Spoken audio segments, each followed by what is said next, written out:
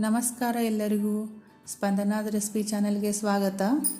ಇವತ್ತಿನ recipe cheese potato bites. ಈ recipe ಮಾಡೋದು ತುಂಬ ಈಸಿ ಮತ್ತು ಟೇಸ್ಟಿಯಾಗಿಯೂ ಇರುತ್ತೆ.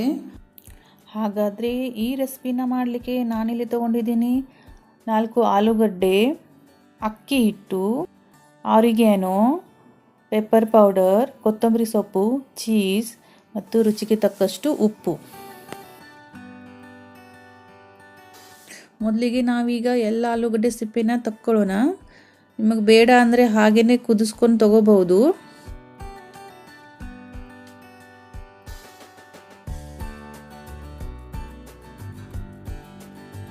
ಹೀಗೆ ಪೂರ್ತಿಯಾಗಿ ಆಲೂಗಡ್ಡೆ ಸಿಪ್ಪೆ ತೆಗೆದ ನಂತರ ಅದನ್ನು ನೀರಲ್ಲಿ ಹಾಕಿಡಬೇಕು, ಇಲ್ಲಾಂದರೆ ಅದು ಕಪ್ಪಾಗಿಬಿಡುತ್ತೆ. ಹಾಗೆ ಎಲ್ಲ ಆಲೂಗಡ್ಡೆ ಸಿಪ್ಪೆನ ತೆಗೆದು ನಾನು ನೀರಲ್ಲಿ ಹಾಕಿಟ್ಟಿದ್ದೀನಿ ಇಲ್ಲಿ. ಈಗ ಅವನು ನೀರಿಂದ ಆಚೆ ತಕ್ಕೊಳ್ಳೋಣ.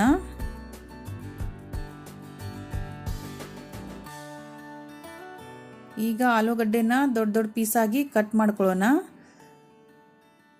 ಕಟ್ ಮಾಡ್ಕೊಂಡಾದ ನಂತರ ಅದನ್ನು ನೀರಲ್ಲಿ ಹಾಕೋಣ, ಇಲ್ಲಾಂದರೆ ಕಪ್ಪಾಗಿ ಬಿಡುತ್ತೆ. ಹೀಗೆ ಎಲ್ಲ ಉಳಿದಿರೋ ಆಲೂಗಡ್ಡೆನೂ ಹೀಗೆ ಕಟ್ ಮಾಡ್ಕೊಂಡು ನೀರಲ್ಲಿ ಹಾಕಿಡೋಣ. ಈಗ ಎಲ್ಲ ಆಲೂಗಡ್ಡೆ ಪೀಸ್ನ ಕುದಿಸ್ಕೋಬೇಕು. ಅದಕ್ಕಾಗಿ ನಾನು ಬೇರೆ ಪಾತ್ರೆಯಲ್ಲಿ ಹಾಕ್ತಾ ಇದ್ದೀನಿ ಇದನ್ನು.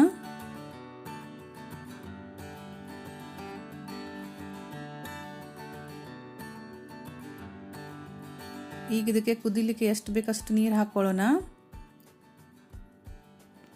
ಈಗ ನಾವು ಈ ಆಲೂಗಡ್ಡೆನ ಬೇಯಿಸ್ಕೊಂಡು ತಗೊಳ್ಳೋಣ. ಇದನ್ನು ಕಟ್ ಮಾಡಿ ಹಾಕಿದ್ರಿಂದ ನಾವು ಇದು ಬೇಯೋದಕ್ಕೆ ಜಾಸ್ತಿ ಟೈಮ್ ಏನು ಬೇಕಾಗಿಲ್ಲ, 5 ನಿಮಿಷದಲ್ಲಿ ಬೇಯ್ದು ಬಿಡುತ್ತೆ. ನೋಡಿ ಈ ಥರ ಬೇಯ್ದಿದೆ. ನಾನಿಲ್ಲಿ ಚೆಕ್ ಮಾಡಿ ತೋರಿಸ್ತಾ ಇದ್ದೀನಿ ನಿಮಗೆ. ನೋಡಿ ನಮಗೆ ಬೇಕಾದ ಅಳತೆಯಲ್ಲಿ ಬೇಯ್ದಿದೆ ಇದು. ಇದನ್ನೀಗ ಒಂದು ಪ್ಲೇಟಿಗೆ ಹಾಕ್ಕೊಳ್ಳೋಣ ನಾವು. ಪ್ಲೇಟಿಗೆ ಹಾಕುವಾಗ ಒಂದು ಸ್ವಲ್ಪ ನೀರಿರೋ ಹಾಗೆ ಸೋಸಿ ಹಾಕ್ಕೊಳ್ಳಿ.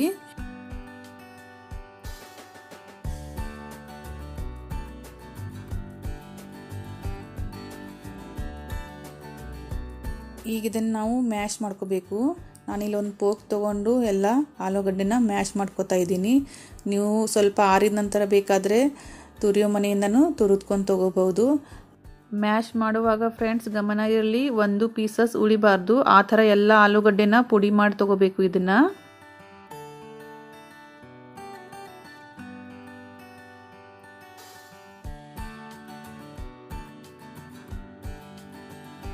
ನೋಡಿ ಫ್ರೆಂಡ್ಸ್, ಇಲ್ಲಿ ನಾನು ಈ ಥರ ಎಲ್ಲ ಆಲೂಗಡ್ಡೆನ 1 ಪೀಸಸ್ ಇರದ ಹಾಗೆ ಪುಡಿ ಮಾಡಿ ತೊಗೊಂಡಿದ್ದೀನಿ. ಹೀಗೆ ಮ್ಯಾಶ್ ಮಾಡ್ಕೊಂಡಿರೋ ಎಲ್ಲ ಆಲೂಗಡ್ಡೆನ ಒಂದು ಬೌಲ್ಗೆ ಹಾಕಿದ್ದೀನಿ ನಾನಿಲ್ಲಿ. ಅದಕ್ಕೆ 1 ಟೀ ಸ್ಪೂನ್ ಆಗುವಷ್ಟು ಆರಿಗ್ಯಾನನ್ನು ಹಾಕ್ತಾ ಇದ್ದೀನಿ. ಅದರ ನಂತರ 1 ಟೀ ಸ್ಪೂನ್ ಆಗುವಷ್ಟು ಪೆಪ್ಪರ್ ಪೌಡರ್ನ ಹಾಕ್ತಾ ಇದ್ದೀನಿ.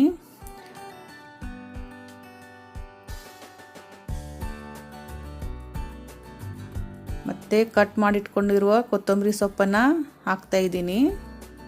ಇಲ್ಲಿ ಬೈಂಡಿಂಗ್ ಬರೋದಕ್ಕಾಗಿ ನಾನು 3 ಟೇಬಲ್ ಸ್ಪೂನ್ ಆಗುವಷ್ಟು ಅಕ್ಕಿ ಹಿಟ್ಟನ್ನು ಹಾಕ್ತಾ ಇದ್ದೀನಿ. ನೀವು ಅಕ್ಕಿ ಹಿಟ್ಟಿನ ಬದಲಾಗಿ ಬೇಕಾದರೆ ಕಾರ್ನ್ಫ್ಲೋರ್ನ ಹಾಕೋಬಹುದು, ಇಲ್ಲಾಂದರೆ ಮೈದಾನು ಹಾಕೋಬಹುದು. ಈಗ ಇದನ್ನು ಎಲ್ಲ ಮಿಕ್ಸ್ ಮಾಡ್ಕೊಳ್ಳೋಣ.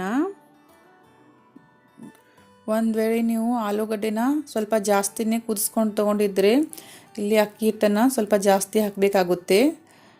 ನೋಡಿ ಈ ಥರ ಚೆನ್ನಾಗಿ ಕಲಿಸ್ಕೊಂಡು ತಗೋರಿ ಎಲ್ಲ.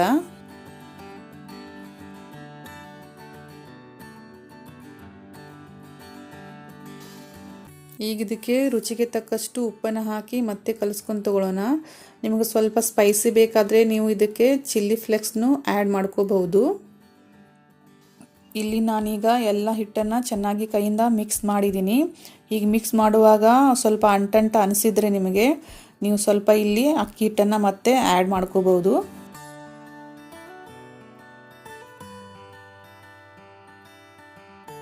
ಈ ಹಿಟ್ಟನ್ನು ಯಾವ ಥರ ಕಲಿಸ್ಕೋಬೇಕಂದ್ರೆ, ನಾವು ಒಂದು ಸ್ವಲ್ಪ ಕೈಯಲ್ಲಿ ಹಿಟ್ಟು ತೊಗೊಂಡು ಈ ಥರ ಮಾಡಿದರೆ ಅದಕ್ಕೆ ಶೇಪ್ ಕೊಡಲಿಕ್ಕೆ ಬರಬೇಕು, ಅಂದರೆ ನಮ್ಮದು ಬೈಂಡಿಂಗ್ ಕರೆಕ್ಟಾಗಿದೆ ಅಂತ ಅರ್ಥ.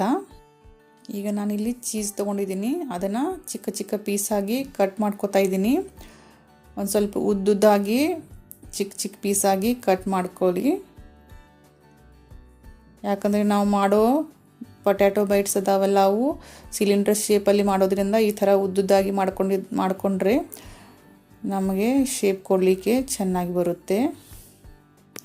ಈಗ ಕೈಗೆ ಸ್ವಲ್ಪ ಎಣ್ಣೆನ ಸವರ್ಕೊಂಡು ನಾವು ಇಲ್ಲೊಂದು ಸ್ವಲ್ಪ ಹಿಟ್ಟನ್ನು ತೊಗೊಳ್ಳೋಣ.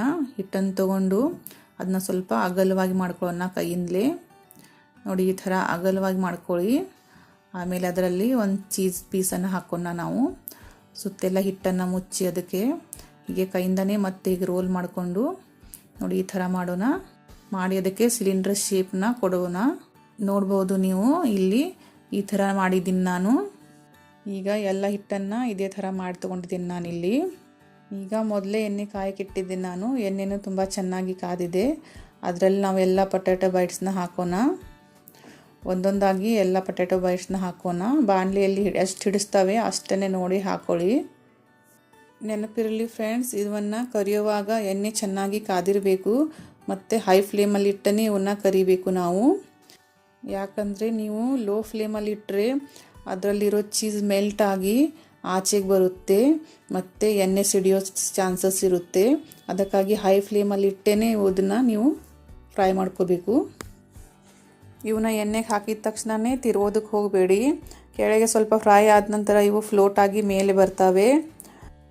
ಆಮೇಲೆ ಈ ಥರ ಗೋಲ್ಡನ್ ಬ್ರೌನ್ ಕಲರ್ ಬರೋವರೆಗೂ ನೀವು ಇದನ್ನು ಫ್ರೈ ಮಾಡ್ಕೋಬೇಕು. ನೋಡಿ ಈ ಥರ ಗೋಲ್ಡನ್ ಬ್ರೌನ್ ಕಲರ್ ಬರೋವರೆಗೂ ನೀವು ಇದನ್ನು ಫ್ರೈ ಮಾಡ್ಕೋಬೇಕು. ಮಧ್ಯೆ ಮಧ್ಯೆ ಸ್ವಲ್ಪ ಹೊಳಿಸಿ ಫ್ರೈ ಮಾಡ್ಕೊಳ್ಳಿ.